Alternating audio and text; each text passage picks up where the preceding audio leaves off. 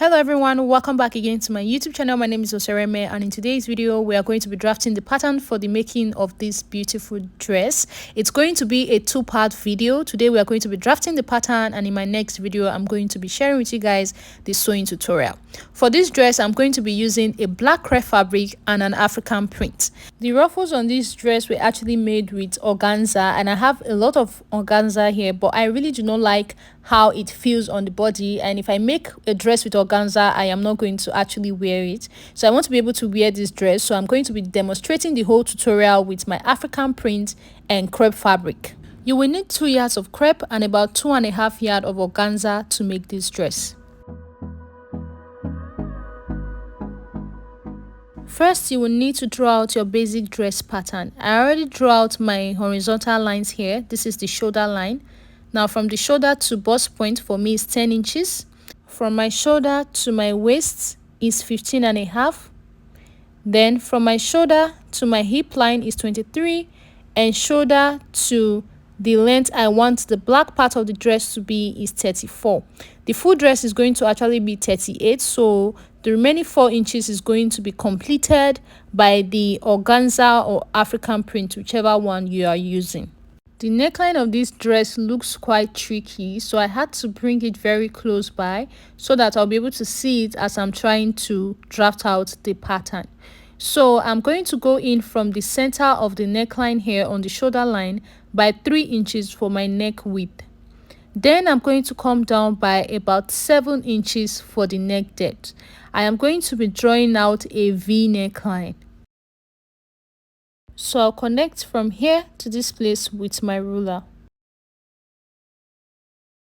Now from the center again, I'm going to go in by half of my shoulder measurement.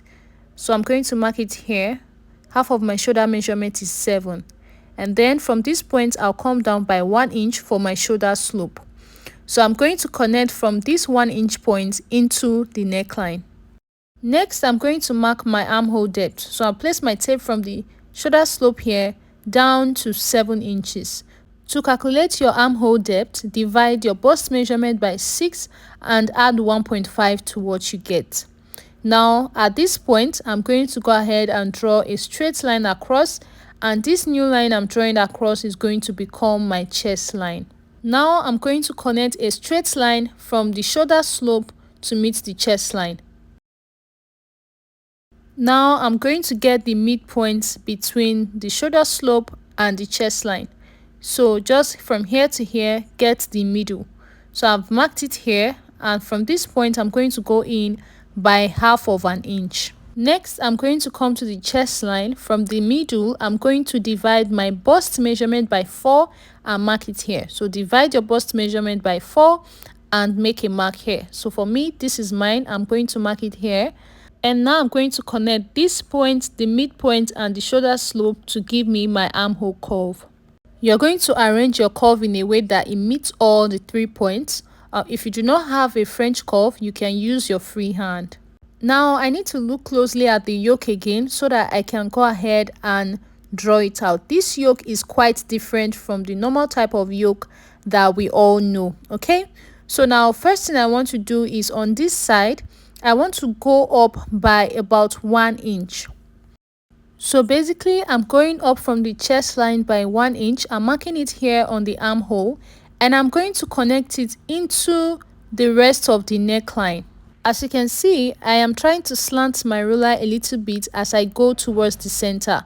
So make sure to do the exact same thing. So now this is no longer the neckline. This new line I just drew is now the neckline for this dress. So I'm going to be connecting first a Queen Ann neckline. So from this neckline line I just drew, I'm coming in by 1 inch, and I'm going to be connecting it to the width of the neckline, just like you see me doing like this. Now we've successfully drawn out one part of the neckline.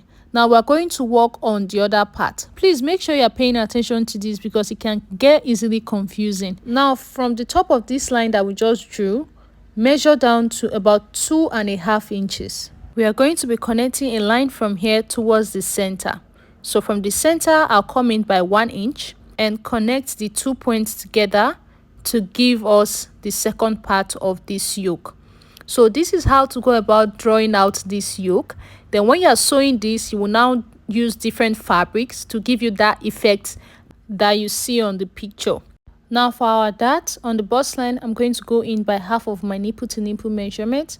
I'll also mark it as well on the waistline and on the hip line. Go in from the center by half of your nipple to nipple measurement.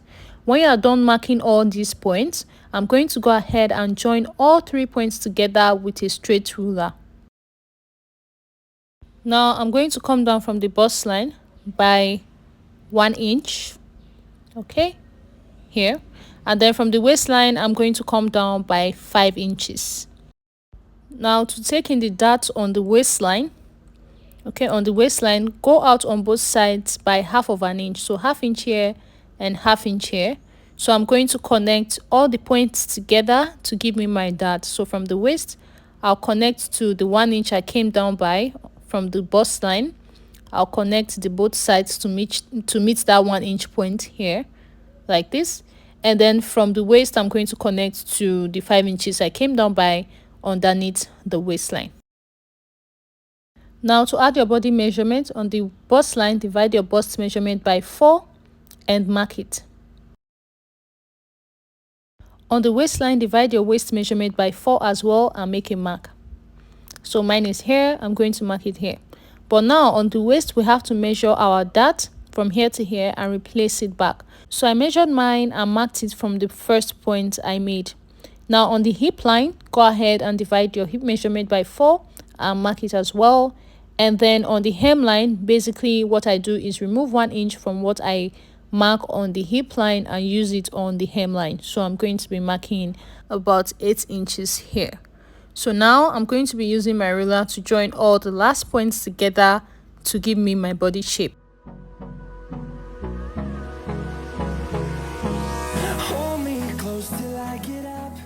So guys, this is all for the drafting out of the front pattern. I'm just going to go ahead and cut out the front. I'm not going to be separating the yoke yet because I want to use this front pattern to cut out the back. So I'll just cut it out generally, the neckline, shoulders and everything, but I'm not going to be separating the yoke yet.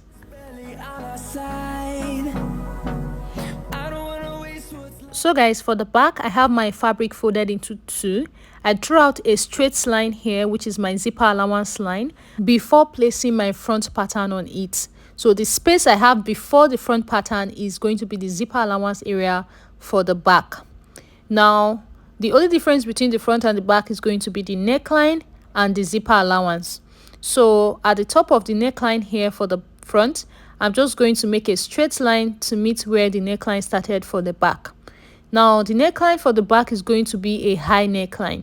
So from the center here, I'm coming in by 1.5 inch, and I'm going to be connecting like a round neckline from where the neckline started on the pattern paper to the 1.5 inch I came down by on the center. So that way I have a round neckline for the back. So I'm going to go ahead and cut this out. Remember that the front pattern here does not have any stitching allowance yet. We've not added any stitching allowance to the pattern. So I'm going to have to add stitching allowance to this side. I was making a mistake of cutting without adding stitching allowance, so I had to quickly correct that. So on the side here, make sure you're adding about 1.5 inch of stitching allowance to the side of the pattern paper. And then for the armhole, you can add about 1/2 inch, or you can add lesser than 1/2 inch. Now for the shoulder, add 1/2 inch of stitching allowance. And then for the bottom of the dress, you'll be adding 1/2 inch of stitching allowance as well. So the only area that is going to be having about 1.5 inch of stitching allowance is the center back, which is the zipper allowance area, which is where I'm cutting out right now because it has to be separated into 2. Then you have the side, it should have at least 1.5 inch of stitching allowance as well. But for the shoulder and the bottom of the dress, you just need about 1/2 inch of stitching allowance. So now I'm going to go ahead and remove my front pattern. Now I can separate the yoke since I've cut out the back pattern. So now I'm going to cut through the neckline here. Make sure you're paying attention. Make sure it's this line you're cutting through, not here. So I'm going to cut through this line. This is the yoke area, and I'm going to be cutting through this. Cut it all the way to the end, okay? And then you cut this other side as well. So this area is going to be taken off, and this is the yoke. So it's going to look like this. So if I open it up now, okay, so you have the center looking like a V, and then the sides like this would now give it that M-shaped yoke that we are trying to get. When we add the body to it, you can see what it's looking like. So this is how to go about cutting out this yoke piece.